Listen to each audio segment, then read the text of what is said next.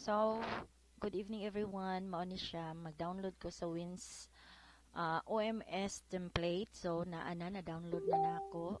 This one, ang monitoring system. Then, pagkahuman mao na siya. So, inyohan ang i-fill out. Kompleto gid siya. Kana based sa inyohang school. Pag kuman ninyo fill out, moadto dayon mo sa gitawag nga LIS. So, moadto ta sa LIS, mao ni siya. Kay ang ako sa West Bunawan National, so nakasulod na ko sa LIS. Onya, adto mo sa inyohang name, right side. So, pangitaon ninyo ang Wash in Schools Online Monitoring System.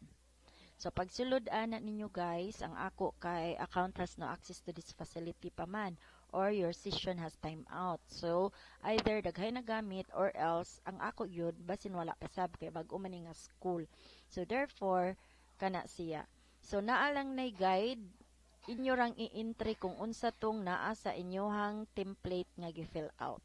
Then, mora dayon to siya guys, makasulod na dayon mo. Na-update na dayon ang inyohang Wins OMS. So, bye-bye. Thank you for watching.